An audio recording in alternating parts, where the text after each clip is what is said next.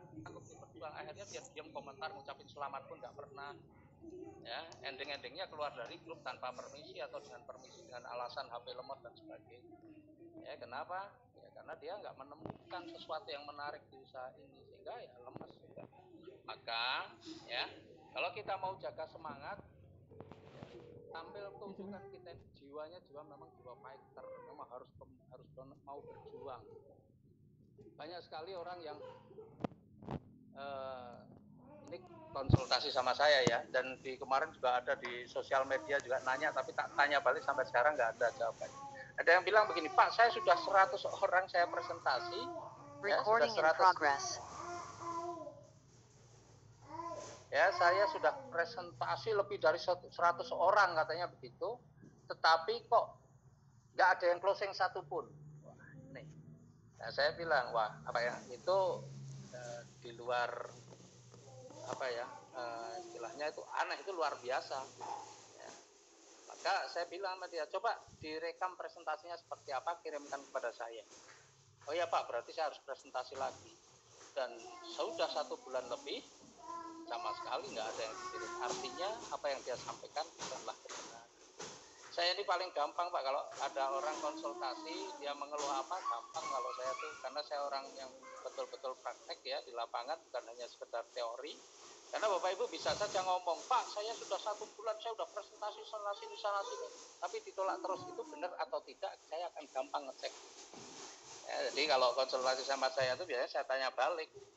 Ya, dan biasanya juga mereka kemudian tidak bisa menjawab, ya, atau tidak bisa membuktikan bahwa dia memang presentasi atau udah berkali-kali dia presentasi. Karena cara presentasi kadang saya telepon, coba Bapak jelaskan, anggaplah saya calon mitra, Bapak jelasinnya bagaimana. Ya, itu akan kelihatan apa yang Bapak sampaikan lebih dulu, coba cerita. Nah, itu akan tahu. Nah, kembali ke pertanyaan bagaimana menjaga semangat. Ya kalau mau semangat ya temukan sesuatu yang menarik di usaha. Sebenarnya usaha ini sangat menarik loh. Hasilnya besar, komunitasnya saling support, saling dukung. Nah itu harus Bapak Ibu nilai sebagai sebuah daya tarik. Ya perkara kemudian terjadi ada teman yang kemudian sudah berprestasi, dapat reward, itu harus teman-teman atau Bapak Ibu jadikan itu sebagai motivasi. Kalau Bapak Ibu tidak mampu menjadikan itu sebagai motivasi, ya memang tunggu waktu, semangat itu akan hilang. Ya melihat orang berhasil, kita kemudian itu bisa dilatih ya, kita kemudian sakit hati atau tertekan, ya nggak bisa begitu ya. Itu dilatih, kita biasa mengucapkan, melatihnya bagaimana? Berikan ucapan selamat kepada mereka yang berhasil. Ya, kalau perlu mendekat, belajar, bertanya kepada mereka. Maka teman-teman juga harus aktif dalam berbagai kegiatan untuk menambah ilmu. Jangan malas-malas untuk berkonsultasi kalau menemukan kendala di lapangan. Ya banyak hal Bapak Ibu. Ya, enak kok bisnis ini. Ya, modalnya kecil, hasilnya punya besar, tapi yang membantu banyak. Bapak Ibu ada kendala bisa berkonsultasi. Ya memang saya sekarang kadang-kadang membatasi konsultasi. Ya bukan karena sombong, enggak. Tapi karena saya tahu bahwa di dalam tim saya sudah banyak sekali para peraih reward yang bahkan sampai luxury. Kadang-kadang orang yang tim jauh di bawah saya, tiba-tiba japri saya, konsultasi atau tanya-tanya dengan saya. Misalnya di timnya Bu Novi Ratih, pasti saya akan arahkan, saya lihat mitranya siapa, coba konsultasi dengan leadernya dulu. Ya, apalagi kadang saya lihat nih, coba minta nomor ID, tak lihat masih basic gitu. Ya terlalu loncat, terlalu kalau priority misalnya cek yang konsultasi priority, ya saya kadang-kadang masih respon, karena ini orang priority, ini orang yang serius, dia mungkin udah bertanya ke sana kemari, mungkin terakhir pengen bertanya sama saya. Tapi kalau masih yang basic atau yang di bawah priority, apalagi yang timnya di dalam tim yang di atasnya sudah banyak leader peraih reward, saya selalu arahkan kepada leadernya, konsultasi aja ya. Nah, kalau yang konsultasi pada saya yang priority, ada sesuatu yang mau dikonsultasikan, boleh, nggak masalah, yang priority atau yang peraih reward, silahkan. Tapi yang masih belum priority, ya konsultasilah dulu dengan leader-leader di atasnya, terutama di grupnya Bu Novi Ratih kan sudah banyak sekali. Ya sebelum sampai saya harus sudah sampai ke Bu Novi Ratih dulu, gitu. Atau ke Pak Rizky ya. Itu jadi jaga semangat harus bisa menemukan apa yang apa yang menjadi daya tarik Bapak Ibu di sini. Bapak Ibu harus punya rasa bangga dengan bisnis yang kita jalani. Nah, salah nih, banyak ternyata yang dia pengen sukses tapi dengan apa yang dia jalani dia nggak ada kebanggaan. Ditanya, ini bisnis MLM itu aja udah bingung, udah lemes dan sebagainya. Maka harus temukan bahwa bisnis ini adalah pilihan dan Bapak Ibu harus yakini bahwa bisnis ini adalah bisnis yang keren. Ya, kalau saya dari awal saya memang bangga dengan bisnis ini. Jadi saya nggak pernah minder ketemu siapapun. Kenapa? Karena saya memang ini bisnis pilihan saya dan saya harus bangga dengan bisnis yang saya jalani. Nah itu teman-teman juga harus miliki. Ya banyak yang nggak bangga nih dengan apa yang dia jalani.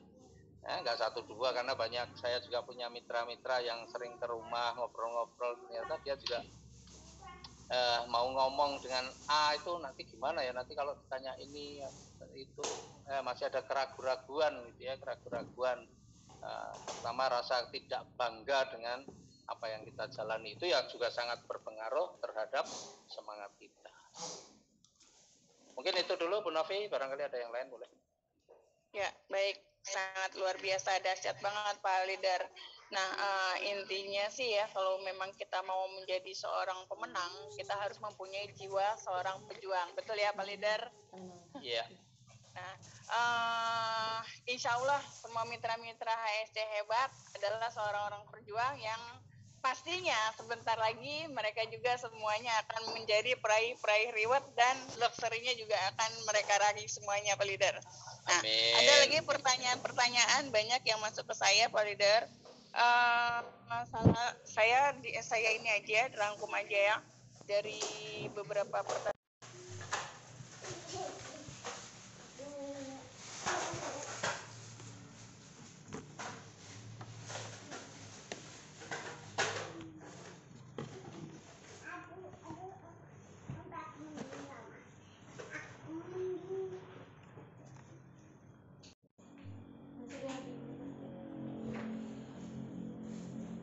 Recording in progress. Dari hasil mungkin beliau bikin konten ya dari hasil YouTube. Terus ada lagi pertanyaan di lapangan. Saya mohon sharing pengalaman langsung di lapangan saat ditolak calon mitra. Kemudian bagaimana solusinya? Nah itu 3 pertanyaan Pak Leader. Mungkin Pak Leader ada yang bisa lebih bikin semangat para mitra dan sahabat-sahabat HSC. Terima kasih Pak Leader. Ya, luar biasa, ini udah berapa? 3 tahun ya, nggak ada greget ya. Ya berarti nggak ada impian, udah gitu aja. Nggak ada sesuatu yang ingin dikejar, nggak ada sesuatu yang ingin diraih. Kalau orang itu ada sesuatu yang ingin diraih, itu pasti ada semangat. Itu udah pasti ya. Atau ada sesuatu yang ditakuti gitu ya. Itu pasti ada semangatnya ya. Ada semangatnya, misalnya nih, ya kayak saya nih, atau kayak Bu Novirati atau leader-leader yang udah peraih luxury, kenapa masih gerak terus, masih jalan terus? Karena memang masih ada yang ingin dikejar, masih ada yang ingin diraih. Ya kalau nggak ada greget, ya sekarang tinggal pikir saja, kira-kira masih punya impian nggak? Impiannya apa sih? Ya kira-kira impian yang pengen diraih itu bisa diperoleh nggak melalui jalan yang lain tanpa jalan ini? Ya tanpa bersama PTP, bersama komunitas anti riba, bisa nggak? Kalau bisa mungkin lebih ke sana, ya silahkan jalankan saja, nggak ada masalah gitu ya. Tetapi kalau apa yang menjadi impian itu di tempat lain juga tidak bisa diwujudkan, dan di sini yang sangat mungkin diwujudkan, ya jalankan ya. Intinya kembali, apa yang Bapak kerjakan atau Ibu kerjakan di sini ini sebenarnya tujuannya untuk apa? Udah itu. Ya, kalau tidak menemukan tujuan artinya nggak ada impiannya, ya tujuan dan target waktu itu artinya impian, maka ya nggak akan ada greget sudah, gitu ya. Jadi kalau orang misalnya nih ya punya tujuan, saya misalnya tujuannya mau ke Jakarta, ya. Kebetulan saya janjian dengan orang akan dapat pekerjaan ya, dapat proyek, janjiannya besok jam 12. Itu anggaplah itu tujuan saya. Nah, karena besok jam 12 itu target waktunya. Nah, tujuan target waktu itulah jadinya impian gitu ya. Nah, saya ketika sampai di sudah tahu besok janjian jam 12 di Jakarta, maka saya pasti sudah membuat perencanaan bagaimana, kapan saya berangkat, harus bagaimana, kendaraannya apa, kan misalnya saya naik mobil. Nah, kalau Jogja Jakarta anggaplah untuk aman perjalanan kurang lebih 10 jam atau 11 jam atau anggaplah 12 jam. Berarti kalau saya janjian jam 1 siang, ya paling tidak saya berangkatnya jam 1 malam misalnya begitu, dianggap 12. Nah, kemudian kita perjalanan, kemudian ternyata ada di daerah misalnya di Cirebon macetnya agak lama, maka ternyata macetnya aja sudah 2 jam lebih. Maka ketika lepas dari kemacetan, berarti waktu kita ini sudah tertunda 2 jam. Maka apa yang kita lakukan? Pasti lebih gas lagi kecepatannya, kejar lagi, karena jam 1 harus sampai di Jakarta. Sementara tadi sudah kehilangan waktu karena macet di Cirebon itu 2 jam, maka tambah lagi gasnya, pasti lebih kencang lagi. Kan begitu. Nah, kalau teman-teman nggak ada greget tuh artinya sampai mau pengennya tujuannya ke Jakarta, tapi nggak ada target waktunya, ya syukur bisa sampai Jakarta, syukur enggak, karena ke Jakarta juga nggak ada tujuannya. Nggak ada yang mau apa, kayak ke Jakarta nggak ngerti gitu ya. Ya sudah, hanya pengen ke Jakarta, tapi kapan ya kapan-kapan. Maka santai-santai saja, mau kapan-kapan ya nggak ada masalah, karena bukan impian, hanya keinginan. Maka kalau keinginan ya tidak akan membuat kita greget. Yang membuat kita greget bergairah itu salah satunya adalah impian. Ya, impian. Ya. Jadi coba cek lagi sebenarnya di usaha ini apa yang mau kita kejar. Ya, kalau nggak ada ya pasti nggak ada greget juga. Ya, tuh. Anda orang yang susah termotivasi dengan keberhasilan orang lain. Anda nggak punya impian yang jelas, susah termotivasi dengan keberhasilan orang lain, ya sudah. Ya, terus kemudian baru 2 bulan, bagaimana kalau bisa punya YouTube dan bisa YouTube itu proses panjang sih sebenarnya, dan tidak masalah, harus kita mulai gitu ya, harus kita mulai. Konten-konten YouTube tidak harus kita bikin sendiri. Ya, konten YouTube itu tidak harus kita bikin materi sendiri, enggak. Ya, kita tanya Bu Novi, wawancara Bu Novi, apa yang paling menarik di video ditampilkan di YouTube. Ada seminar testimoni di video, tampilkan di YouTube. Proses seminarnya tampilkan di YouTube. Ada orang dapat reward di video, bisa tampilkan di YouTube, atau videonya orang lain tampilkan di YouTube.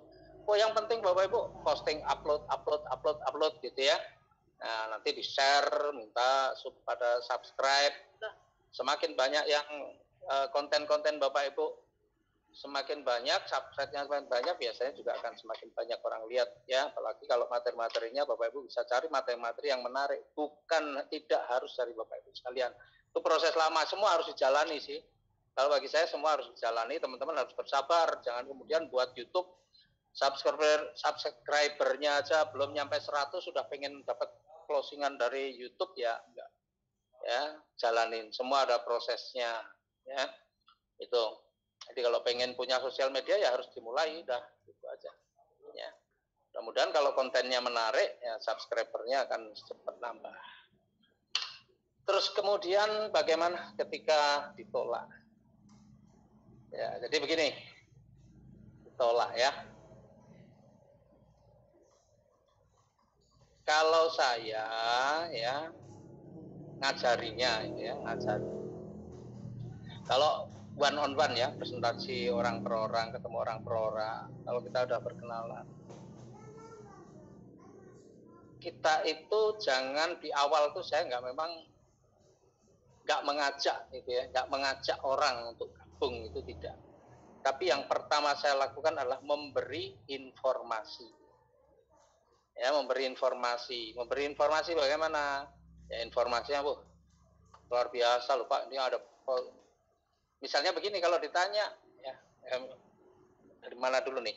Oke ya, sekarang misalnya kita kenalan, kita kenal dengan orang, misalnya ini yang belum kenal, kita kenalan, ngobrol-ngobrol dengan orang. Nah, usahakan kita awal-awal banyak bertanya, gitu ya. Ini cara saya ya, saya lebih enak. Nah, kemudian biasanya apa yang kita tanya itu akan berbalik ke kita. Ya, artinya kalau kita nanya di mana tinggal, dia juga akan nanya ke kita di mana saya tinggal. Ya, di mana kerja atau usaha, dia juga nanti akhirnya akan bertanya usaha kita, kerja kita. Itu ya. Nah, maka saya selalu bertanya ketika kita kenalan tuh, saya selalu bertanya hal-hal yang sebenarnya saya pengen dia bertanya kepada saya. Ya, hal yang pengen dia tanyakan kepada saya. Maka saya nggak akan menanyakan hal-hal yang saya tidak, misalnya ngomongin sekolahnya anak, itu saya nggak bicarakan itu di awal. Ya, saya lebih banyak biasanya usaha di mana, tinggal di mana, usahanya apa, atau kerja di mana, gitu. Karena itu akan berbalik ke kita. Nah, ketika berbalik ke kita, itu kesempatan bagi saya untuk presentasi. Artinya loh, kalau Bapak apa kegiatannya Pak? Misal saya bawa kartu nama, langsung saya kasih kartu nama. Ya, kartu nama saya kan tulisannya komunitas anti riba. Oh, saya aktif di komunitas anti riba Pak. Ya, kan itu. Nah, dia akan tanya, loh apa kegiatannya atau apa? Oh, komunitas anti riba itu adalah kumpulan orang-orang yang sadar tentang dosa riba, dan kita juga ingin berbagi dengan teman-teman supaya bisa bebas hutang riba, bisa punya mobil, punya rumah, punya ini secara cash. Nah, kan gitu. Nah, kalau kemudian dia nanya, loh bagaimana caranya, misalnya begitu.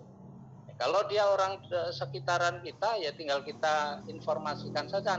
Kalau kita belum bisa menjelaskan sendiri, ya, oh kebetulan besok malam ada penjelasan melalui WA, misalnya kita ada prestasi di grup WA. Oh kebetulan besok ada penjelasan melalui webinar Pak via Zoom. Oh kebetulan besok ada seminar di hotel ini.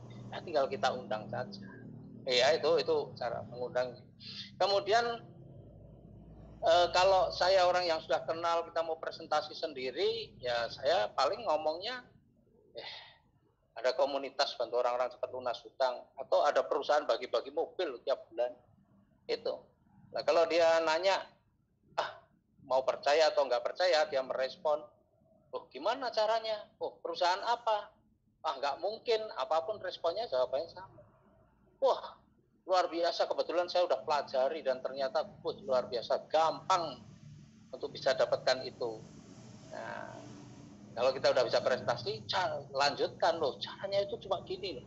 Kita belanja produknya saja 2 juta, kemudian kita nggak perlu belanja lagi berkali-kali, kemudian itu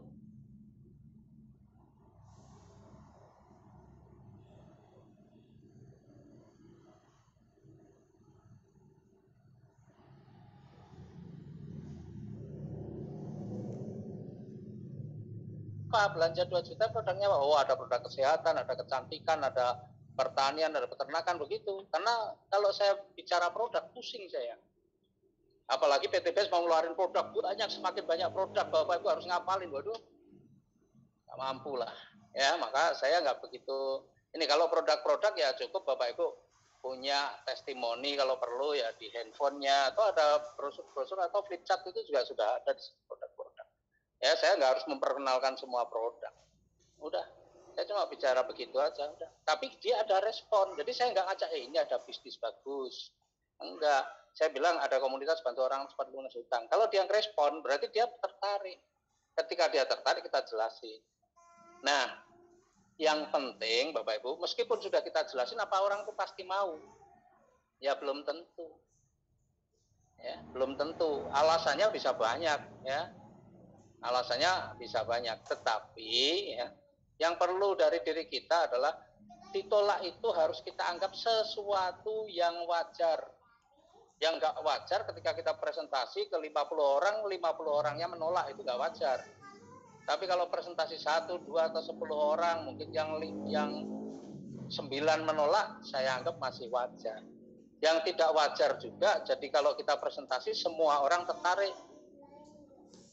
Jadi kalau kita berharap presentasi, setiap kita presentasi, orang yang kita presentasi pasti tertarik, nah itu kita berharap sesuatu yang nggak wajar. Karena memang ada yang mau, ada yang menolak, itu hukumnya dimanapun, di urusan apapun.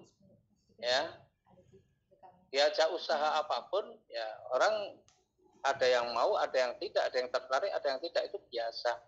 Ya, jadi supaya kita juga mental kita itu nggak gampang down, hilangkan pikiran kita bahwa setiap presentasi itu harus closing. Setiap presentasi tidak harus closing, tetapi secara prosentase Bapak Ibu kalau presentasi misalnya nih, ya semakin lama insya Allah presentasi semakin tinggi. Tapi anggaplah kalau 10 orang, ya, dan Bapak Ibu sudah melakukannya dengan sungguh-sungguh, bukan hanya sekedar ngomong, dan tidak ada satupun, itu perlu dievaluasi. Apakah cara presentasi saya sudah betul? Jadi jangan nyalain orang lain, jangan menyalain bisnisnya, wah bisnisnya sulit ini, enggak.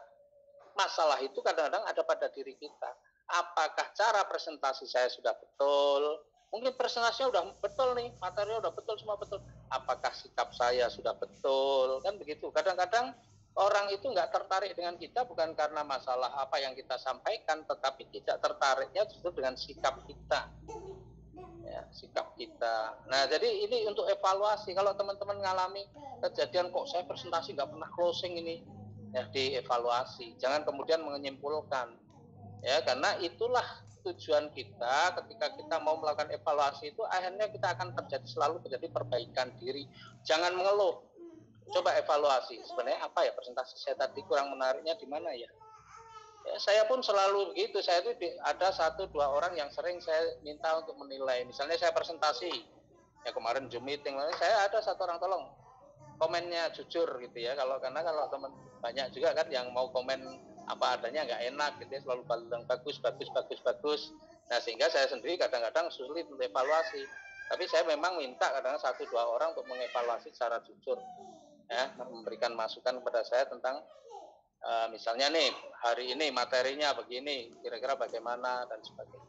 Nah, jadi hal-hal yang kemudian ketika kita melakukan dan belum berhasil itu harus kita jadikan evaluasi. Jangan pernah kita merasa bahwa sudah sempurna. Jadi kalau kita mau ditolak kemudian kita menganggap bahwa bisnis ini sulit, bahwa yang salah adalah orang lain, berarti kita menganggap diri kita sudah sempurna. Itu kondisi yang paling membahayakan ketika menganggap dirinya sudah sempurna, karena pasti kalau orang yang menganggap dirinya sudah sempurna itu tidak akan pernah bertumbuh, tidak akan pernah menjadi jauh lebih bagus, karena yang salah semua yang di luar diri kita. Padahal kadang-kadang kalau kita ditolak itu mungkin perlu dievaluasi cara kita sudah betul atau tidak, apa yang kita sampaikan, caranya dan sebagainya. Ya, itu Bu Novi.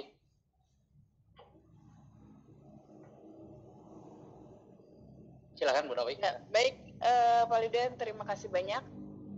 Saya juga akan mewakili 1 pertanyaan lagi. Selanjutnya nanti yang untuk sahabat HRC yang raise hand ya bisa bertanya langsung juga dengan Pak Leader. Jadi mereka juga bisa bertanya langsung ya. Nanti yang mau bertanya langsung juga bisa angkat tangannya. Nanti operator akan membantu meng-unmute-kan ya kontak sahabat semuanya. Jadi bisa berinteraksi, bertanya langsung dengan Pak Leader. 1 pertanyaan yang saya wakili Pak Leader, bagaimana cara membuka mindset ya, membuka pikiran untuk orang-orang yang anti pebisnis MLM. Nah, masalahnya gitu kan ya, kalau yang anti ini keluarga sendiri, terutama pasangan hidup. Nah, ini gimana nih Pak Leader? Mungkin ada solusinya untuk bisa menghadapinya nih Pak Leader, silakan. Ya, jadi oke. Orang anti MLM itu juga perlu tahu apa yang menyebabkan anti gitu ya intinya ya. Jadi orang anti MLM itu kan sebabnya banyak. Ya, artinya dasarnya banyak karena mungkin sudah berkali-kali ikut nggak pernah berhasil. Ada yang menganggap MLM itu haram, ada yang menganggap MLM itu kasihan nih orang yang paling akhir, dia nggak ini. Ada yang menganggap MLM itu cuma omong kosong, cuma janji-janji saja, nggak ada realitanya.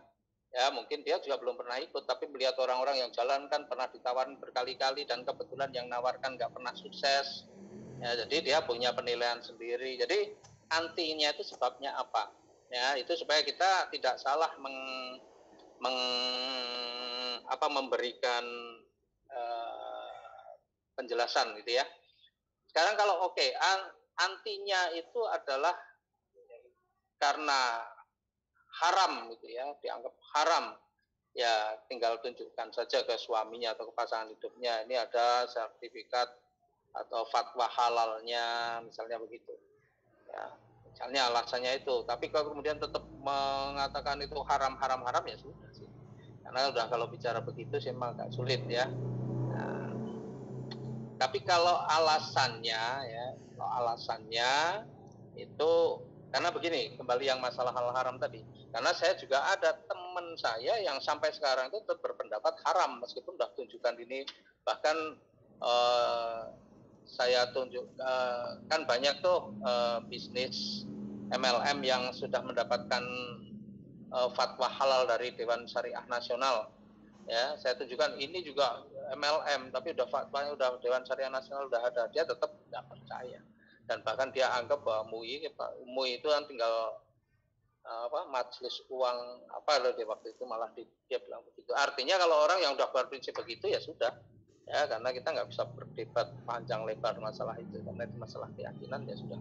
Tapi kalau dia bilang MLM itu dia nggak mau, anti MLM karena mungkin dia punya pengalaman menjalankan bisnis MLM yang tidak pernah sukses, ya, sehingga dia menganggap wah enggak lah kapok dan sebagainya.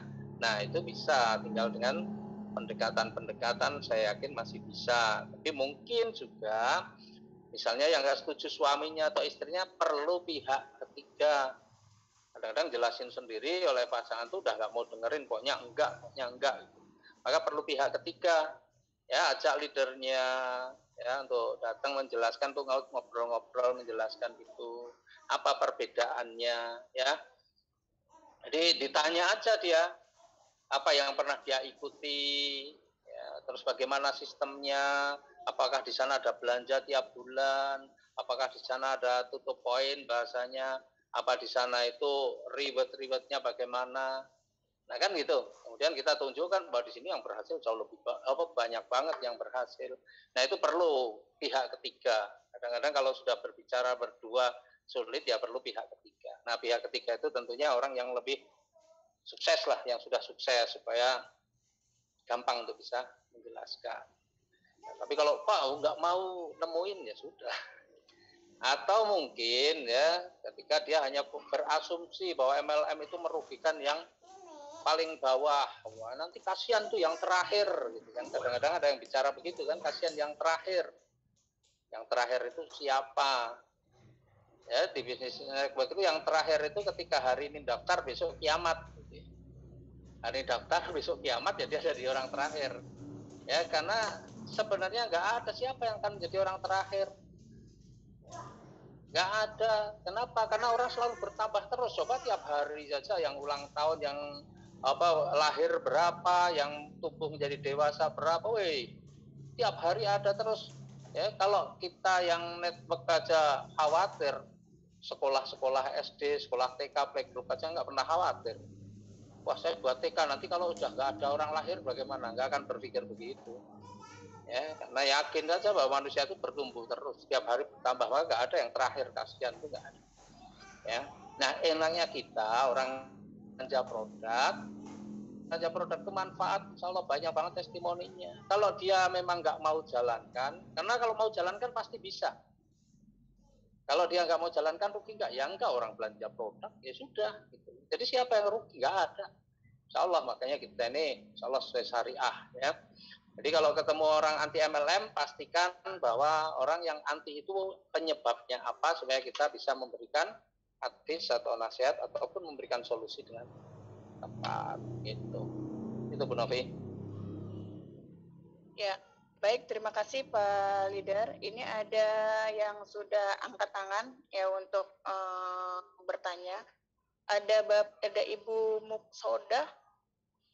Ibu Muksoda silakan di unmute. Bisa langsung bertanya dengan Bapak Haji Adan Haris, dan videonya juga dibuka ya Bu ya, biar bisa dilihat semua. Silakan Bu. Iya sih. Nggak bisa muncul sih. Dipencet aja Bu. Oh susah ya? Ya. Bentar Bu ya. Misalkan apa aja? Ya, silakan bertanyanya aja, boleh. Assalamualaikum warahmatullahi wabarakatuh. Waalaikumsalam. Salam. Pak Haji, ini Pak Doli Pak Haji dari Batang. Oh ya. Mohon Ya, Pak pencerahannya Pak Haji. Ya, jadi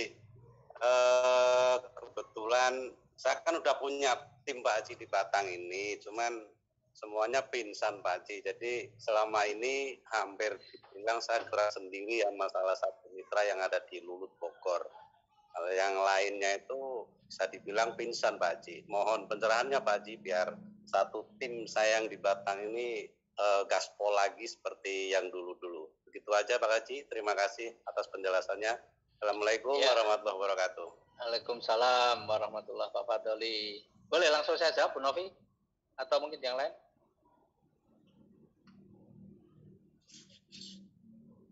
Oke ya, saya jawab ya. Ya. Oke. Ya. Nah, tim pingsan. Ya, jadi memang saya juga punya tim yang nggak jalan juga ada gitu ya.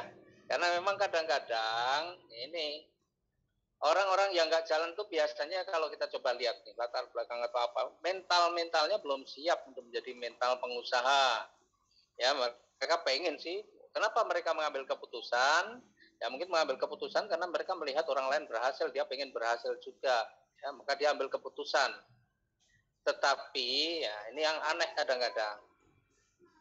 Ya, mereka pengen sukses, tapi mereka pengen dapatkan cara yang gampang. Maksudnya presentasi ngajak 1-2 orang langsung mau, langsung ikut, langsung berkembang kan begitu. Nah, maka ketika ternyata di lapangan dia mungkin ada tuh yang bilang bahwa oh ternyata nggak segampang yang diceritakan gitu. Nah sekarang tinggal kemudian harus kita kita review lagi lah ya, kita review lagi.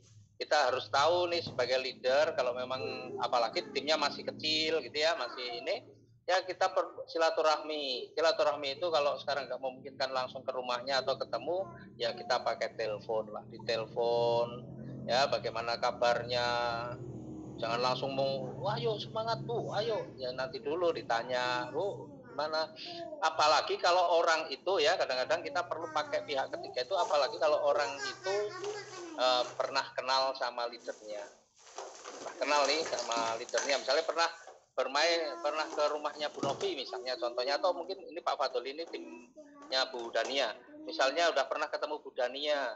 Nah ketika nelpon orang itu ya perlulah sebut nama Bu Dania misalnya gini, gimana Bu kabarnya gini atau gimana Pak kabarnya, waduh lama gak kelihatan nih kemarin ditanyakan sama Bu Dania loh misalnya begitu ya, itu pasti akan membangkitkan satu semangat lagi sendiri ya. Karena begini misalnya nih ya Pak Fadoli misalnya ditelepon Pak Fadoli pernah ketemu Pak Bupati, anggaplah begitulah Pak Bupati. Nah, terus kemudian orang yang pernah ngajak Pak Fadoli ketemu Pak Bupati itu nelpon Pak Fadoli terus ngomong Pak, oh kemarin ditanyain Pak Bupati loh, kira-kira Pak Fadoli seneng nggak?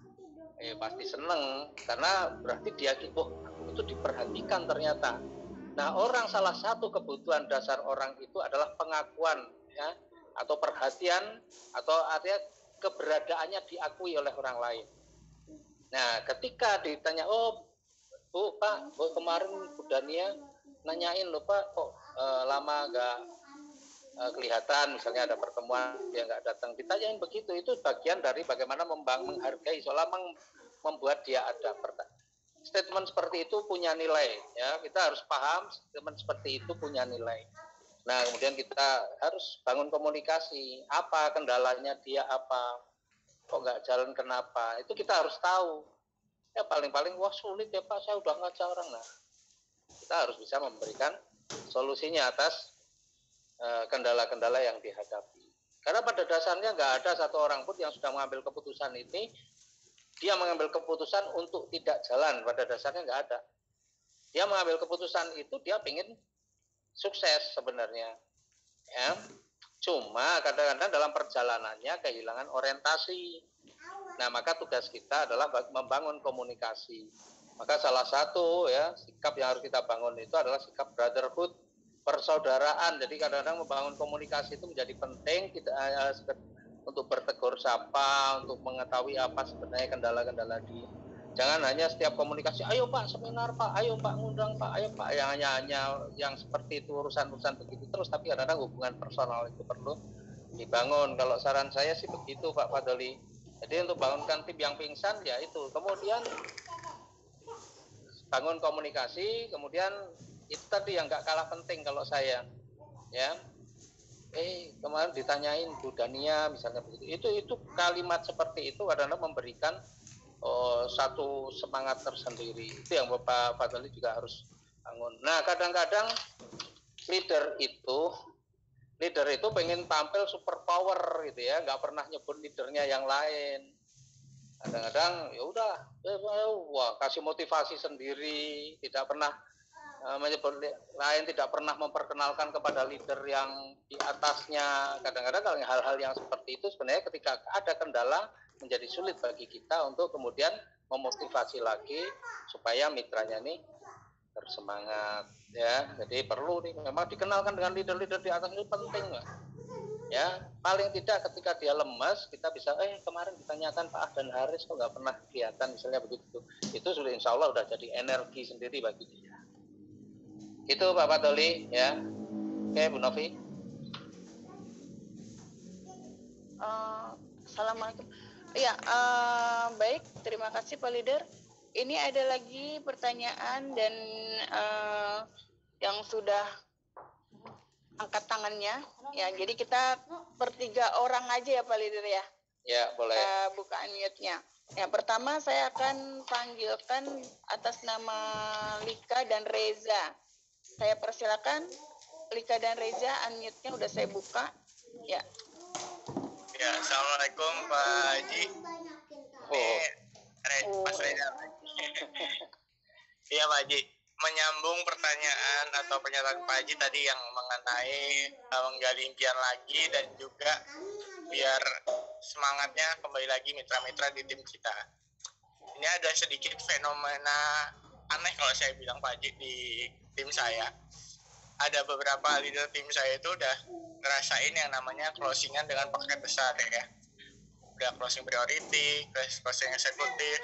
Nah tiba-tiba akhir-akhir ini mereka kayak pingsan nih Pak Haji gitu. Jadi kalau ditanya hal apa yang menarik, mereka udah tahu dapat komisinya besar gitu. Tapi kenapa akhir-akhir ini kok malah melempem gitu, padahal mereka udah ngerasain yang namanya closing priority, closing eksekutif gitu Pak Haji. Nah itu gimana biar membangkitkannya lagi itu Pak Haji, padahal kalau dari sisi menariknya mereka udah dapat sisi menariknya gitu Pak Haji. Ya. Oke, yang lain? Itu aja Mami Novi.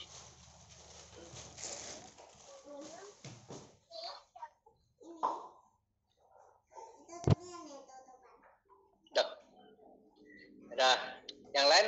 Oke. Saya 3 orang. Ya, yang lainnya atas nama Lina Hemkan, ya, dipersilakan Ibu Lina, saya buka untuk unmute-nya, dan berikutnya nanti ada yang mau bertanya juga dengan Bapak Iwan Setiawan. Jadi setelah Ibu Lina dipersilakan dengan Bapak Iwan.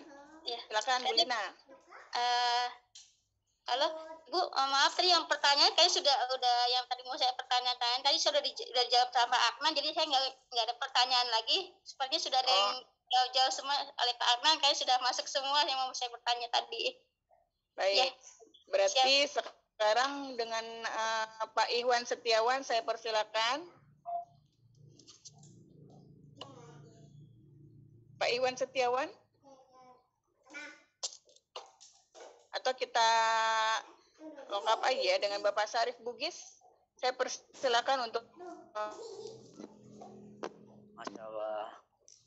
Ya, terima kasih Bu Novi. Ya, Assalamualaikum warahmatullahi wabarakatuh. Alhamdulillah dengan bisa silaturahmi dengan Pak Haji. Sebenarnya tadi Pak Haji satu pertanyaan yang diungkapkan sama Bunda Novi mewakili pertanyaan saya. Cuman dalam hal ini saya nggak mau bertanya Pak Haji, cuma mau minta support sama doa kawan-kawan semua. Karena sebenarnya saya dulu saya Syarif, tim dari Ustadz Ojad. kemarin setahun yang lalu Ane tergabung di Priority, tapi kaderullahnya Pak Haji Ane tidak dapat restu dari istri. Padahal dan itu bisa ikut di Priority, tapi endingnya seperti ini. Udah sering curhat ke Ustadz Ojat atau Ustadz Asep, tapi kita belum dapat ridho. Tapi saya tetap ingin jalanin Eco-Racing karena sebetulnya yang besar di Eco-Racing.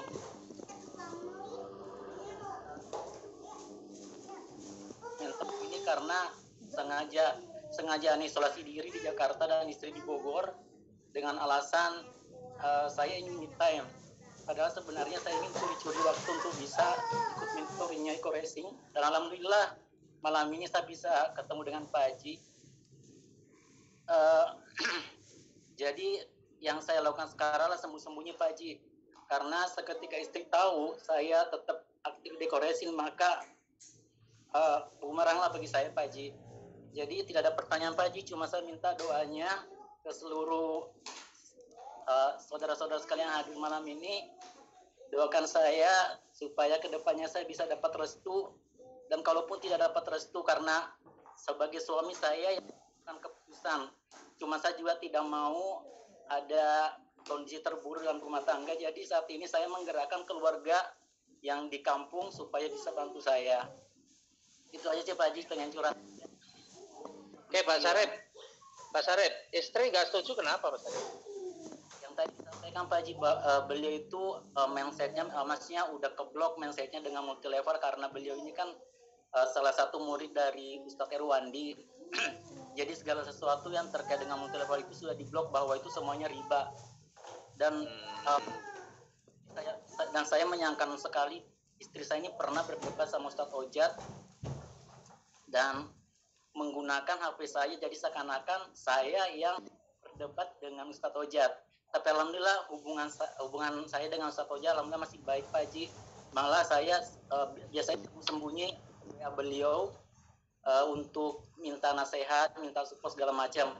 Dan insya Allah kedepannya dan mulai insya Allah besok saya menggunakan 2 HP Pak Haji, karena HP yang ini sering dicek sama istri.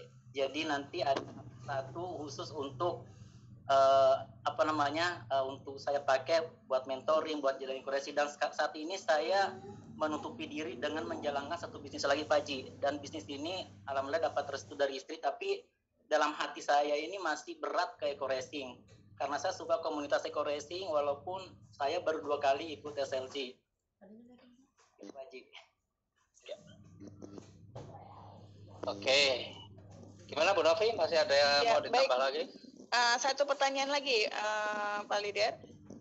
Dari Bapak Kadria Nunu, saya persilakan diperkenalkan dulu dengan nama, asal dari kota mana, biar super leader kita Bapak Haji Adam Haris juga mengenal Bapak dan Ibu ya.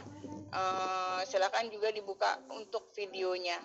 Saya persilakan Bapak Kadria Nunu.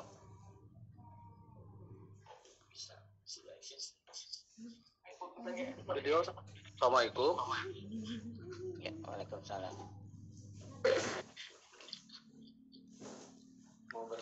Mau bertanya. Assalamualaikum Mi.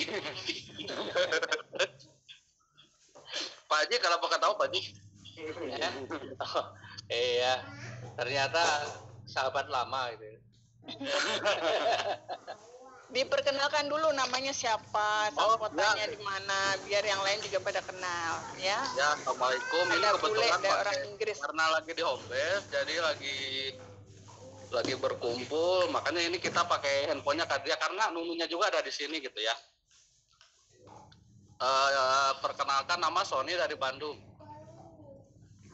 Izin bertanya Pak Haji, bagaimana cara mengembangkan mitra yang di luar kota? Karena udah ada beberapa mitra yang di luar kota tapi belum berkembang tuh. Mudah-mudahan ada pencerahannya. Siap. Gitu paling. Ya, baik Pak Leader, silakan untuk diberikan motivasinya untuk sahabat HSC semuanya. Ya. Oke, jadi yang pertama ya Mas Reza ya. Jadi orang itu udah ngerasain nih closingnya, tapi kok sekarang pingsan. Pastikan beginilah sebenarnya saya nggak bisa menjawab pertanyaan seperti itu sebenarnya karena itu spesifik. Kalau tiap orang itu kadang-kadang punya alasan yang berbeda-beda. Memang tugas kita ya sekarang ini, kalau tugas kita memang perlu silaturahmi itu kalau nggak memungkinkan secara fisik datang, per telepon ngomong aja apa kendalanya. Karena kadang-kadang tanpa kita tahu sebenarnya dia menemukan kendala yang dia nggak konsultasikan, karena konsultasi itu kadang-kadang belum menjadi kebiasaan mitra-mitra kita. Jadi dia ketika mungkin ketemu kendala itu bisa jadi penolakan, bisa jadi penilaian orang lain, mendapatkan masukan atau informasi dari orang lain ya tentang apa yang dilakukan dan itu diterima, kemudian dia berhenti. Itu bisa jadi. Ya, jadi kita perlu tahu pasti ketika ada mitra kita yang berhenti itu, itulah pentingnya kita membangun komunikasi untuk menanyakan ya. Kalau ya karena orang sudah merasakan bonusnya, mendapatkan hasilnya, faktanya uangnya masuk, kok kemudian dia nggak bergerak, nggak jalan terus. Nah itu berarti ada sesuatu kendala yang dia hadapi, ada tantangan atau kendala yang dia hadapi yang mungkin dia belum menemukan solusinya. Ya, maka perlu kita coba untuk bangun komunikasi karena ini pertanyaannya masih sangat umum karena tiap orang itu alasan berhentinya bisa macam-macam. Misalnya ini kayak Pak Sarip karena istrinya nggak setuju, pokoknya menganggap ini haram, Pak Sarip berhenti. Misalnya berhenti nih, ya kebetulan ini ketemu Pak Sarip agak nekat-nekat sedikit ya mencari ini. Nah misalnya terus kemudian berhenti karena ada informasi wah ini haram dan dia terima sebagai sebuah kebenaran terus dia berhenti bisa saja. Cuma dia nggak berani ngomong, nggak enak ngomong. Nah itu perlu kadang-kadang kita gali apa alasan yang sebenarnya. Kalau memang orang itu kita anggap sebagai orang yang potensial yang sebenarnya faktanya dia sudah bisa closing yang besar-besar, maka kok kenapa berhenti ya? Kita harus gali betul-betul apa penyebab utamanya. Dan untuk Pak Sarip saya doakanlah ya mudah-mudahan sukses di sini. Tapi kalau bicara, ya ini memang persoalannya kalau sudah berbicara masalah hal haram saya sendiri susah juga. Tapi kalau istri nggak setuju itu, dulu pernah saya ketika saya usaha, istri saya nggak setuju gitu ya. Nah, saya cuma berpikir bahwa kepala rumah tangga itu adalah saya, pemimpinnya saya, istri itu cuma untuk pertimbangan saja, tapi nggak punya hak untuk setuju atau tidak setuju. Kalau saya dulu begitu, semakin istri nggak setuju, semakin nekat saya. Karena adalah saya pemimpin, saya pimpinan gitu ya. Artinya kalau istri itu nggak setuju, tapi alasannya berbeda ya, nggak sama dengan Pak Sarip. Tapi kalau istri nggak setuju itu kadang saya berpikir bahwa istri nggak percaya kalau apa yang saya kerjakan itu bisa sukses. Maka sebenarnya ketika istri nggak setuju saya tersinggung. Wah ini istri aja nggak percaya sama saya kalau saya melakukan ini bisa sukses gitu ya. Nah justru itu membuat saya motivasi. Jadi saya ini kalau ditantang itu biasanya lebih gila. Ya, ada orang menghalangi, termasuk istri menghalangi itu membuat saya semakin gila gitu ya, semakin termotivasi, bukan malah down. Karena saya selalu mengambil sisi yang lain. Ya, saya menganggap kalau istri saya nggak setuju, saya mau melakukan ini, bisnis ini baik gitu ya, tidak jelek, misalnya tidak melanggar agama, tidak melanggar norma, ya udah ini baik. Tapi kenapa istri saya nggak setuju? Kemungkinan besar kalau nggak setuju itu karena nggak yakin bahwa apa yang saya kerjakan bisa sukses. Kalau yang saya kerjakan bisa sukses pasti istri setuju. Nah, jadi istri saya sedang tidak percaya dengan saya. Waduh bahaya nih kalau istri nggak percaya dengan saya. Maka saya harus kerjakan, saya harus putuskan tuh. Ya saya kerjakan dengan sungguh-sungguh itu terjadi pada diri saya. Ya dan ya alhamdulillah kalau saya yang jadi begitu. Tapi ini bukan nasihat untuk Pak Sarip. Ya, kalau untuk Pak Sarip ya insya Allah saya doakan yang terbaik saja ya supaya semuanya baik-baik saja ya karena itu wilayahnya mungkin udah bicara begitu wilayahnya Ustadz Ujatsu gitu. Ya, kemudian Mas Sony ya, di Bandung bagaimana cara membina mitra luar daerah ya kalau membina mitra luar daerah ya kenalkan dengan leader-leader kalau memang sudah ada kenalkan dengan leader-leader yang ada di daerah ya kemudian disuruh aktif juga untuk kegiatan-kegiatan yang ada di daerah itu. Tetapi kalau misalnya bisa jadi di daerah ini nggak ada leadernya, belum ada leadernya, terus bagaimana? Ya, nah seperti yang saya lakukan ya ini, ya saya lagi berharap juga nih ada mitra saya yang mudah-mudahan di kemerdekaan ini tembus mobilium. Karena memang di sana, saya pernah ke sana sih, di mana itu, di Sibolga, di Batangkoru Pak ya. Batangkoru itu jauh sana. Terus kemudian jarang ada seminar di sana. Nah, saya sebenarnya sudah agak lama ya memfasilitasi dengan pertemuan presentasi dengan WA, itu udah dari dulu kan sebenarnya dengan WA. Yang kedua, secara periodik kita bikin ya kayak sekarang nih seminar webinar pakai Zoom itu, dan mereka kumpulkan orang, kemudian tapi saya pakai Google Meet ya, kemudian ditampilkan di layar, saya presentasi. Saya cuma membinanya begitu, dan alhamdulillah udah motor udah tembus ya sana. Terus kemudian ini sedang perjuangan, insya Allah mudah-mudahan ya, saya masih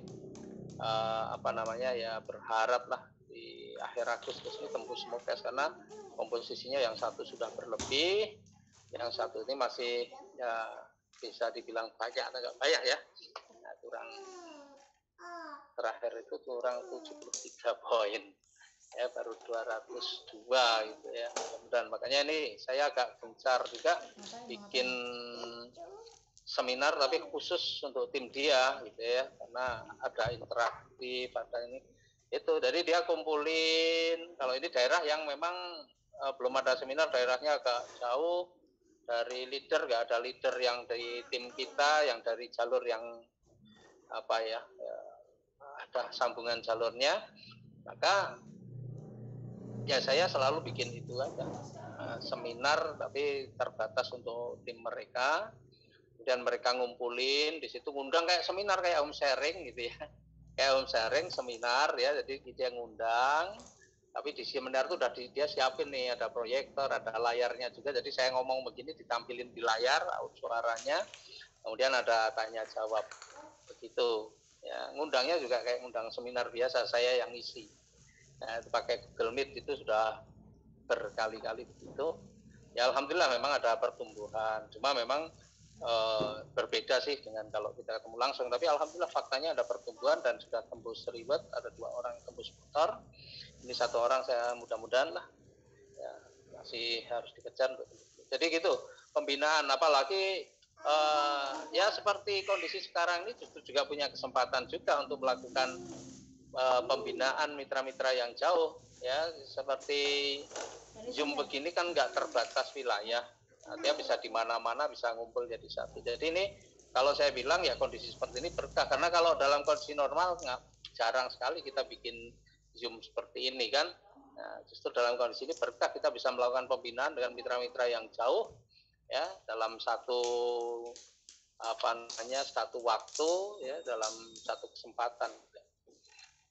Gitu Mas Sony ya. Kembali ke Bu Novi. Ya, terima kasih. Selanjutnya, pertanyaan-pertanyaan selanjutnya, saya kembalikan lagi kepada MC dan moderator yang sesungguhnya malam ini, Pak Leader. Ya, sebenarnya operator MC dan moderator malam ini adalah Kang Ihsan. Nah, mohon doanya Kang Ihsan Kamil, Pak Leader lagi menuju Mokesnya nih. Jadi saya kembalikan untuk MC dan moderatornya, silakan Kang Ihsan untuk dipandu untuk sahabat HSC yang malam ini mau bertanya. Kang Ihsan ready? Oke, siap. Ya, Assalamualaikum Pak Haji. Ini kebetulan lagi di home base juga sama anak-anak nih. Oh iya ya. Bapak Ibu yang mau bertanya silahkan.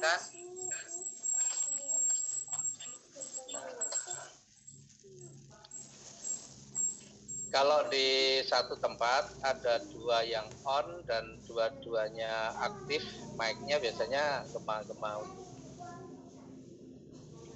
Assalamualaikum.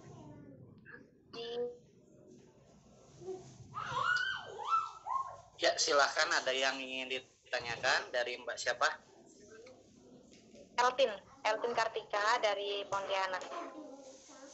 Ya, oke, silahkan ditanyakan langsung ke Pak Haji. Iya Pak Haji, jadi kan saya sebelumnya di insurance, sampai sekarang juga saya masih di asuransi basicnya. Jadi saya newbie juga di sini dan saya mau tanya untuk sempat ajak beberapa orang di bisnis ini dan alhamdulillah responnya juga bagus. Setelah itu saya juga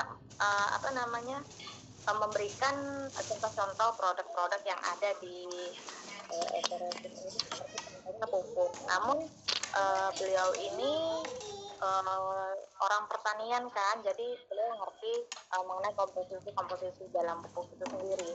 Dan di situ dia bilang ini komposisinya nggak seimbang. Nah, jadi yang saya di sini ada training khusus untuk mengetahui isi komponen-komponen tersebut dan supaya kita bisa menjelaskan kepada calon customer, karena di sini banyak sekali perusahaan sawit, perkebunan begitu.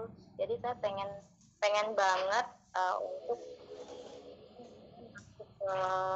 itu gitu Pak Haji, supaya lebih enak presentasi lebih jelas, lebih detail. Terima kasih. Seperti itu aja Pak Haji. Assalamualaikum.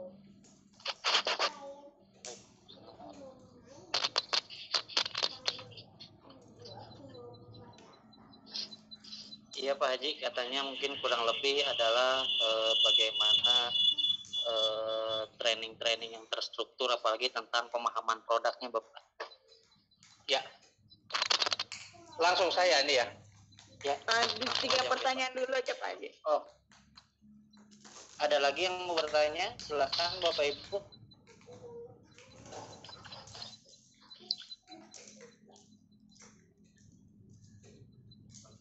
Ya Pak John silakan. Kalau tidak ada mungkin bisa langsung lagi. Oke. Ya Bu Eltin ya dari Pontianak. Waduh. Itu kalau latar belakang insuran itu udah luar biasa ya, karena saya juga dulu pernah di insuran juga. Jadi saya ini punya pengalaman juga di insuran ya, berapa tahun dulu ya. Saya sudah sampai banyak sih di tim ini, ada Pak Masturi juga insuran. Saya sudah AD agensi direktur ya sebenarnya waktu itu. Nah, insuran itu sebenarnya kalau saya memahami memang sebenarnya tantangannya jauh lebih berat. Ya, kalau insuran itu biasanya menjual kekhawatiran, ketakutan gitu ya. Kalau kita kan ya sama sih, ketakutan dosa riba ya. Gitu. Tapi insya Allah ini ada produknya, lebih mudah lah, mudah-mudahan kalau kita memang di sini. Ya, tapi semuanya baik, cuma di sini insya Allah kalau kita punya pengalaman di insuran, insya Allah lebih mudah. Karena Pak Masturi juga dulu di insuran, dia di insuran sudah AM apa AD atau AM ya Pak Masturi. Tapi beliau jalankan di sini, alhamdulillah ya, udah luxury, udah pajero semua lah, ribet-ribet sudah banyak beliau dapatkan. Nah, karena di insuran itu sama, yang kita hadapi di insuran dengan di usaha yang kita jalani sama. Produknya yang berbeda, ya, yang kita tawarkan aja yang berbeda, tapi penolakan, PHP dan sebagainya sama lah. Ya udah, nggak heran ketemu orang yang ya tapi tidak itu ya. Nah, itu udah nggak heran. Nah, terkait dengan produk ya pupuk, karena tadi yang kita punya ada grup kan, grup eco farming, bahkan sekarang juga Bu Novi sendiri juga ada kan di grup itu, grup fotosintesa ya. Jadi tinggal masuk aja, diminta masuk di grup itu, ada pertanyaan-pertanyaan itu boleh ditanyakan di situ. Itu. Yang kedua, sering ada webinar ya, Zoom meeting seperti itu, khususnya pupuk. Sering banget hari ini pun tadi ada juga ya penjelasan tentang eco farming Agen Hayati, kemudian ada tentang fotosintesa, produk-produk kita, insyaallah ada ya. Kalau saya secara pribadi memang nggak menguasai, saya nggak paham, ditanya ini kandungannya apa, sampai hari ini saya juga nggak ngerti. Ya, jadi saya memang untuk produk saya hanya bisa presentasi hafalan saja, tapi ditanya lebih detail nggak paham. Nah, saya itu sebenarnya kemarin juga ke petani kan, diminta untuk membantu cobalah presentasi ke petani. Ya, udah kita presentasi, akhirnya petani itu tanya tentang aplikasi. Nah, kewalahan saya jawab tentang aplikasi pertanian gitu ya. Nggak bisa lah saya jawab itu. Ya, karena saya memang selama ini yang saya kerjakan memang tidak berfokus di produk, tapi saya fokus di solusi bebas hutang riba. Ya, jadi itu. Nah, kalau untuk menjelaskan tentang produk itu biasanya saya cuma tunjukkan testimoni kan. Ya, apalagi kemarin juga ada testimoninya Bu Dewi ya, yang di RCTI tentang hasil pertanian yang meningkat dari berapa 5 ton ke 8 ton atau berapa, itu peningkatannya luar biasa banyaknya gitu ya. Nah, itu juga menjadi alat bantu saya sih. Tapi kalau tentang kandungan saya nggak ngerti, tapi kita ada bisa belajar di Zoom ya, Zoom tentang pertanian itu sering ada Pak Wawan itu tentang eco farming, tentang Agan Hayati atau eco farming plant protector. Kemudian Pak Raden, Profesor Raden juga bicara tentang ada yang namanya fotosintesa, slow release, kemudian vertigo, kemudian ada lagi apa lagi produknya, ecofitness dan sebagainya. Nah, itu nanti coba aja minta mencari info atau minta untuk diinfokan kalau ada training-training yang terkait dengan produk pertanian. Ya, kalau produk kesehatan yang ada trainingnya ya BIMEC gitu ya. Ya BIMEC. Kalau yang lain-lain belum tahu, kayaknya belum ada juga. Gitu Bu Eltin ya dari Pontianak.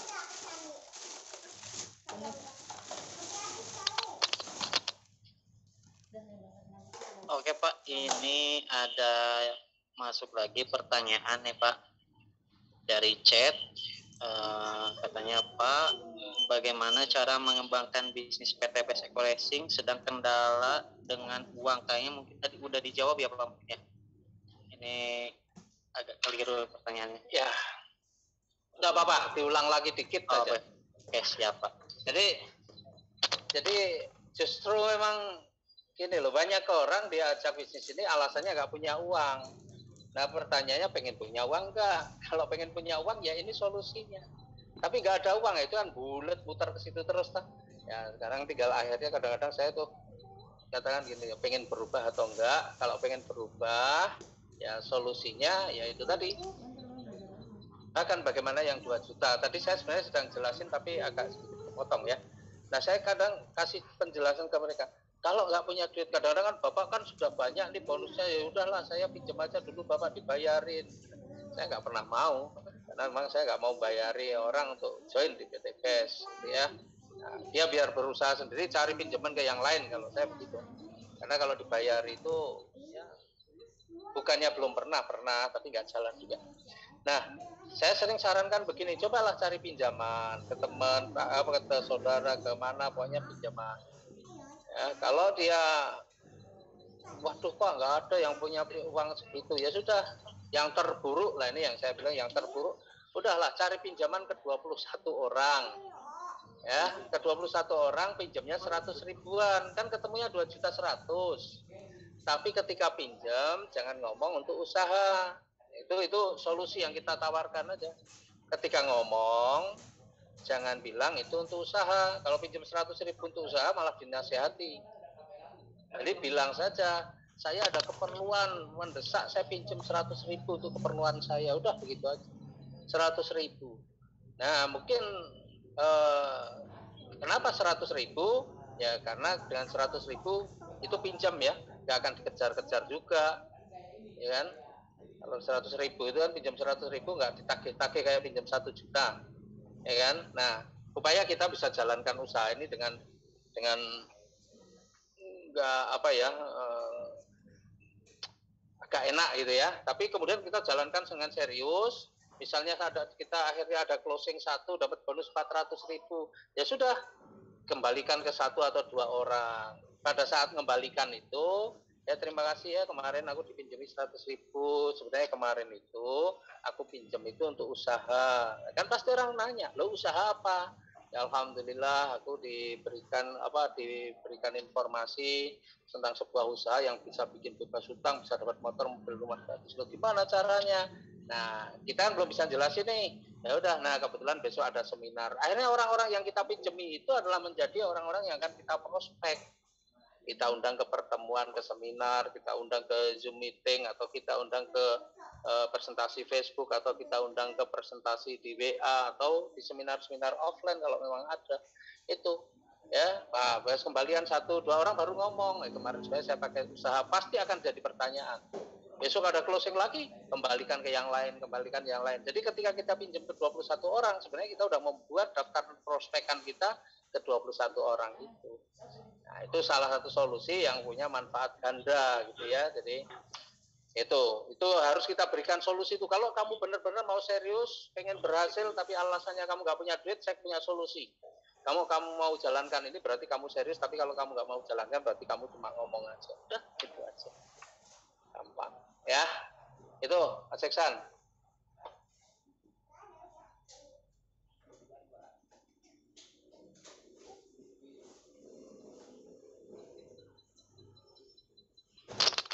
Ya, oke siap Pak.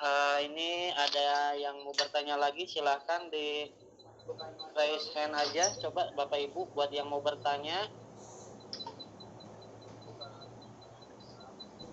Ada Bapak Yudo. Halo. Yudo H99, boleh? Silahkan.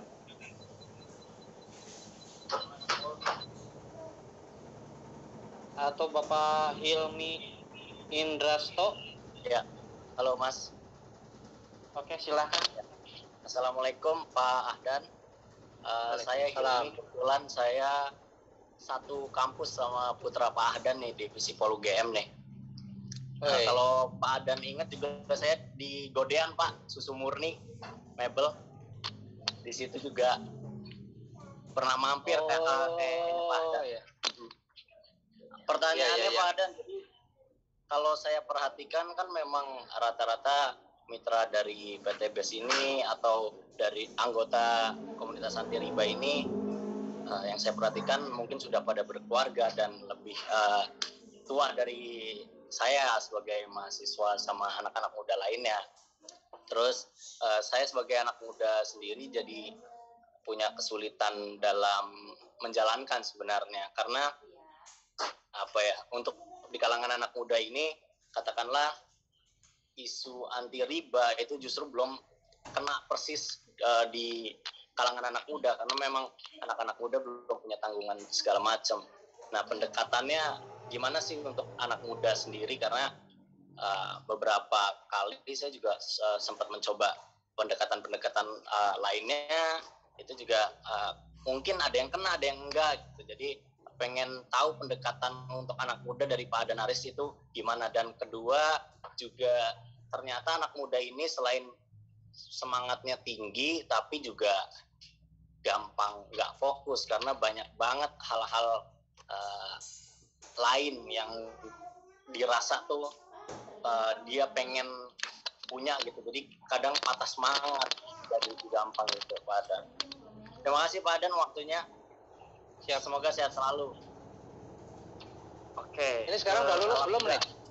Gimana, Pak Ahdan? Sekarang sudah lulus belum? Baru banget. Semester berapa? Aku 2016 Pak Ahdan. Putra Pak Ahdan 2020 kalau nggak salah. Iya betul. Ya. Di internasional juga? Enggak, saya di reguler Pak Ahdan. Oh, oke. Silakan Mas Seksan. Oke, untuk pertanyaan kedua ada lagi mungkin dari Mas Yudo H99. Assalamualaikum. Waalaikumsalam. Terdengar ya Pak ya? Maaf. Dengar. Oke, terima kasih. Perkenalkan saya Yudo dari tim H99. Saya bersyukur juga, terima kasih diberi kesempatan untuk bertanya dengan Pak Ahdan Aris nih.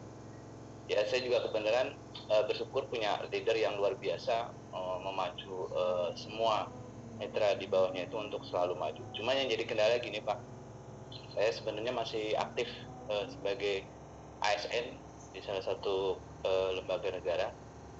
Mungkin bisa diberikan sedikit trik atau cara yang kira-kira saya sambil bekerja juga masih bisa melakukan kegiatannya ini Pak.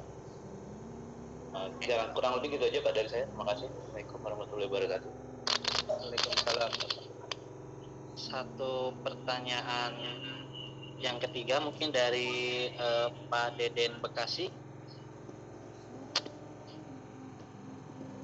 Pak Deden Bekasi. Assalamualaikum warahmatullahi wabarakatuh. Waalaikumsalam. Salam kenal Pak Haji. Saya sering ikut seminar Zoom ini, tapi baru kali ini alhamdulillah dapat kesempatan bertanya langsung sama Pak Haji. Saya sudah masuk cukup lama, hampir setahun. Cuman saya kayak ayam kehilangan induknya gitu. Pertama kali jujur saya ikut seminar itu sama Mas Ivan di dekat Polres Bekasi. Nah habis itu saya telaah dan langsung gabung. Maksud saya minta motivasi dari Pak Haji agar saya lebih giat dan lebih semangat lagi untuk lebih fokus ke PTBS ini Pak Haji. Terima kasih kesempatannya. Assalamualaikum warahmatullahi wabarakatuh. Waalaikumsalam warahmatullahi wabarakatuh. Ya, silakan Pak Haji. Ya, jawab. Oke. Wah ini, jadi Mas Hilmi ya, anak-anak muda. Anak muda itu Mas Iksan juga masih muda loh itu. Itu masih semester berapa itu? Ya, justru anak muda ini mestinya jadi ini ya. Dan sekarang sebenarnya banyak banget kok anak-anak muda yang sukses di PTBS. Ya, nah, banyak nih anak-anak muda kemarin yang siapa sih kemarin di tim kita juga ada tuh yang Mas Hendra Lili Padang itu juga Mapala tapi mahasiswa paling lama tapi masih mahasiswa. Kemudian ada Mas Andika di tim saya sudah Primokes juga masih mahasiswa tapi udah mau wisuda ya. Yang masih muda juga ada Hasan Basri tukang parkir tapi bukan mahasiswa. Nah sebenarnya dulu sebelum COVID nih, memang sebelum COVID ya, itu setiap Sabtu malam di tempat saya, di rumah saya ini ada khusus mahasiswa dulu.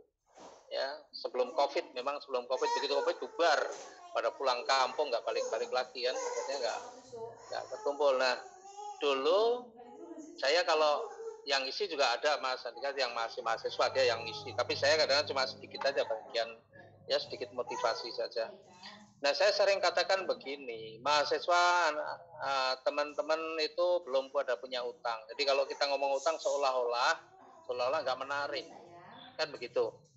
Tapi coba Anda itu mau nggak berbakti sama orang tua? Anda kan punya orang tua kan? Apa lahir sendiri tidak tanpa orang tua? Pasti punya orang tua. Coba dong tanya orang tua punya utang apa enggak? Mungkin orang tua punya utang. Banyak dari orang tua Anda yang punya utang. Anda mau berbakti nggak sama orang tua?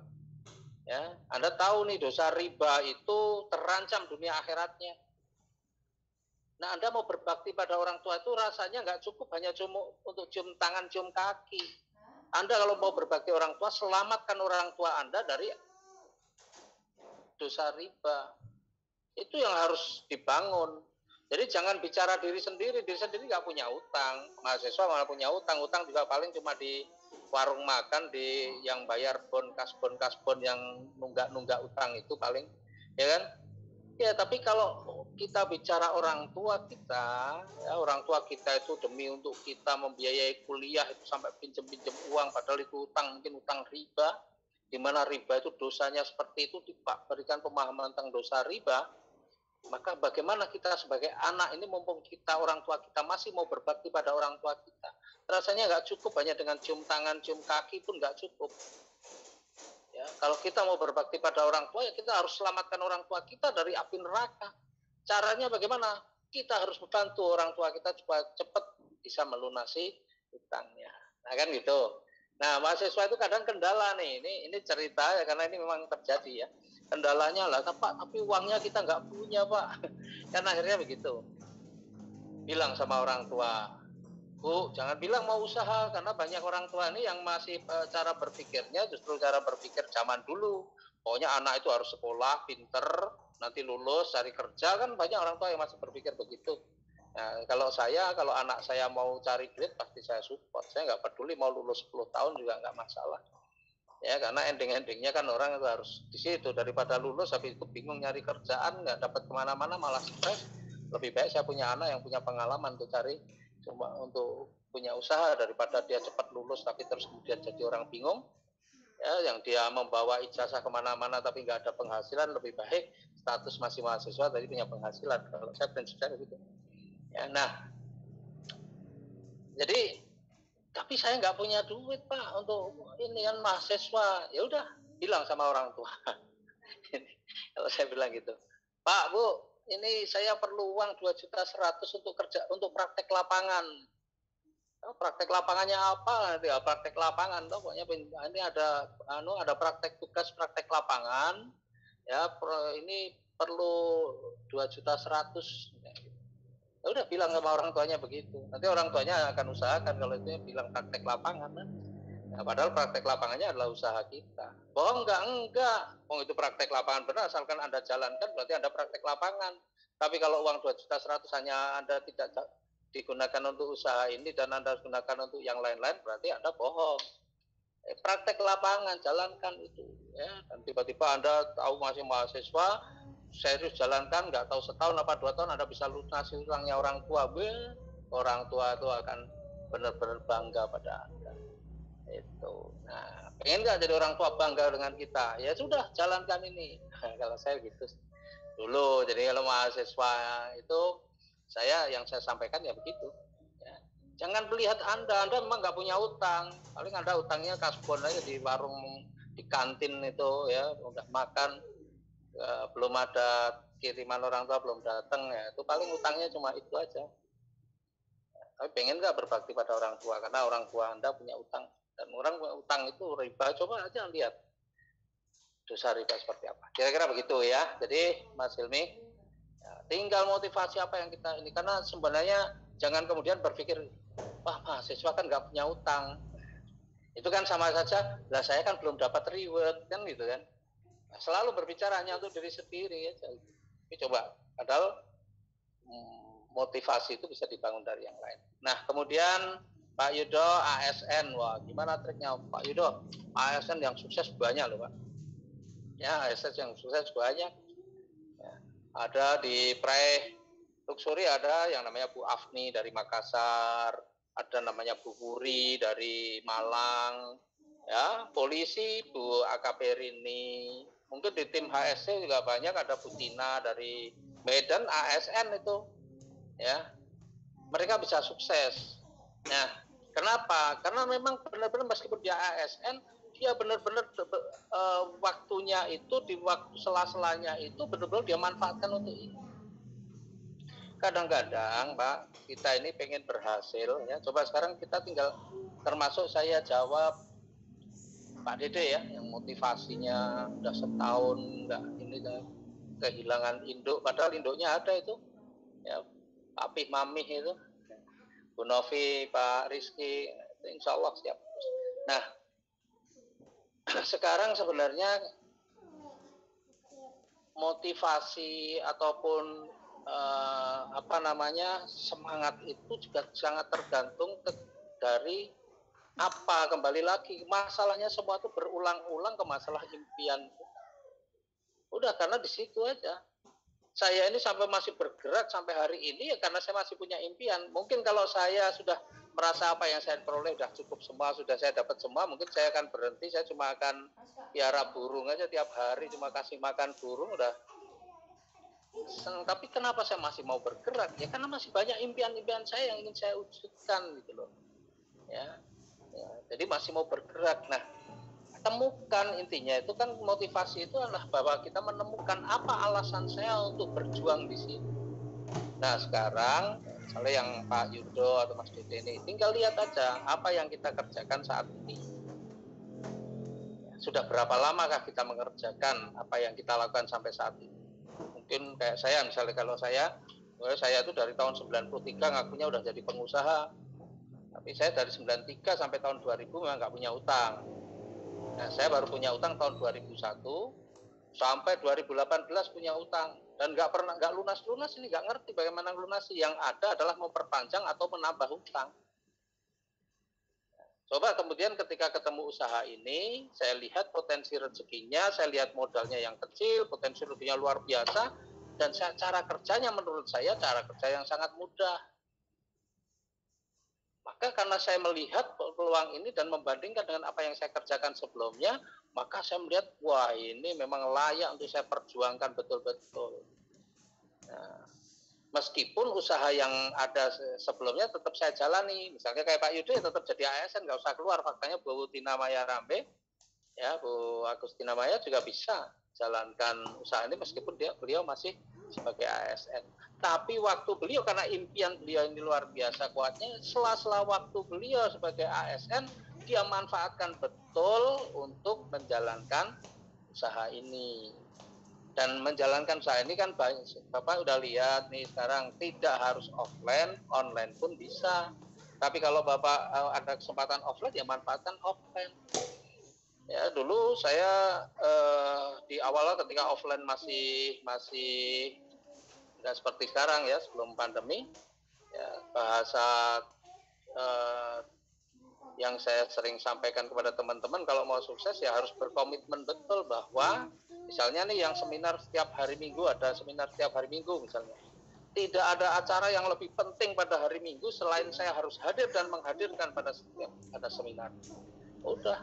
Jadi Bapak itu harus ada komitmen terhadap usaha ini. Ya, jadi jangan kalah usaha ini dengan bahkan kalau ada tamu datang pun harus kalah tamu itu yang datang itu dengan acara. Pas ada acara ada tamu datang, nggak ada alasan untuk pamit. Tamunya diajak datang ke acara atau tamunya suruh pulang karena kita punya acara.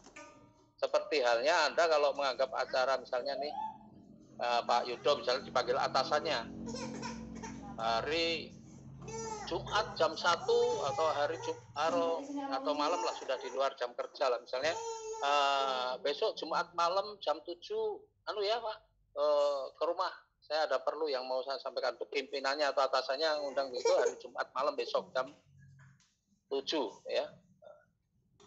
Tiba-tiba sebelum jam 7 rencananya mau berangkat jam setengah 7 jam 6 ada tamu yang datang. Nah, karena Pak Yudo, kira-kira Pak Yudo akan akhirnya harus mengusir tamu dalam pengertian maaf Pak, saya ada acara ini saya harus pergi, atau Pak Yudo terima tamu itu ngobrol lebar sampai mungkin sampai jam 7 atau jam 8. Pasti Pak Yudo menganggap bahwa undangan atau panggilan dari pimpinannya pasti dianggap penting. Maka meskipun ada tamu, akhirnya Pak maaf saya ini kebetulan ada acara nanti jam 7, saya ini harus berangkat sekarang, pasti akan pilih begitu kan. Nah sama di usaha ini, banyak orang ketika ada acara mungkin seminar, ada training, kadang-kadang dikalahkan tuh hal-hal lain yang mungkin sebenarnya memang bisa kita kalahkan. Ya saya sering katakan bahwa Pak Yudo ASN berarti ada waktu luang kan, ada libur mungkin Sabtu atau Minggu, ya manfaatkan betul tuh, maksimalkan betul hari-hari itu. Ya memang saya dulu juga ketika memulai ada undangan manten pun kalah dengan acara seminar. Ya ada undangan manten, saya nggak datang pada saat hari H, misalnya pas hari Minggu biasanya ada pernikahan, saya nggak datang. Paling kalau saya datang malam sebelumnya atau malah kadang sesudahnya. Pas hari H, pas barengan, saya pilih datang ke seminar itu. Ya jadi kita kenapa? Karena hidup ini memang pada setiap saat kita harus memilih. Untuk tidak katakan hidup itu pilihan, tapi kita memang sering dihadapkan pada pilihan-pilihan. Nah, biasanya kita memilih mana yang lebih penting. Nah, ketika ada seminar, kemudian ada atau ada kumpul-kumpul, reuni, ya. Anda pilih mana? Lebih penting reuni atau lebih penting seminar, misalnya begitu. Nah, disitulah kita akan diuji. Apakah benar-benar kita menganggap usaha kita ini lebih penting dari yang lain atau tidak. Nah, banyak orang yang tidak pernah menganggap usaha kita lebih penting, tapi pengen sukses. Nah, ini ketidakadilan yang kita berikan terhadap usaha sendiri. Kita ini kadang-kadang nggak adil. Kita pengen sukses, tapi tidak menganggap usaha ini penting, sehingga kita tidak pernah prioritaskan usaha kita. Ya, sehingga sering terus kemudian ending-endingnya belum apa-apa sudah, ya untung Pak Dede nggak ngeluh, tapi kadang-kadang banyak orang yang mengeluh, Pak saya sudah setahun kok belum dapat apa-apa. Lah kamu setahun ngapain aja? Mau usaha ini nggak pernah kamu anggap penting. Untuk gaji yang 5 juta misalnya dia kerja, untuk gaji yang 2 juta 3 juta aja kamu mau berangkat pagi pulang sore. Ini untuk hasil rezeki yang miliaran kok kamu seminggu aja belum tentu kerjakan. Nah ini adil atau enggak? Ya enggak adil lah. Maka wajar kalau kamu setahun juga belum dapat apa-apa kan begitu. Mau dapat miliaran loh, ini bukan bicara puluhan juta, ini bicara miliaran. Kalau Anda mau dapat rezeki miliaran ya harus kerjanya bandingkan dengan apa yang Anda kerjakan saat ini. Ya harus berlipat. Kira-kira begitu ya, sekaligus menjawab Pak Dede Pak dan Pak Yudo ya.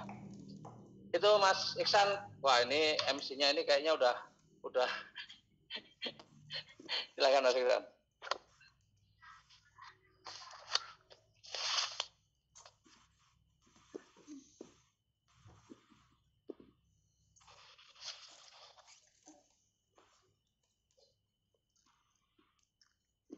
Izin bertanya.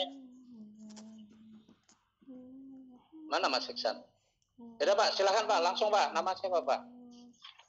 Ya. Saya. Ya Pak, ya Pak. Assalamualaikum warahmatullahi wabarakatuh. Waalaikumsalam. Salam kenal, saya di daftar saya nama Kisunda dari Banten saya.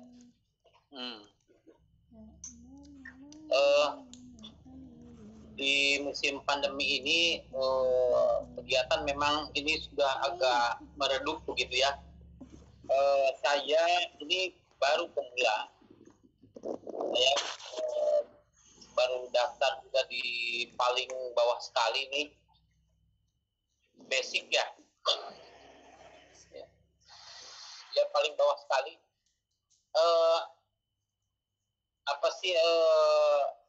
Mentor saya itu dari Sukabumi, namanya Pak Haji Diki.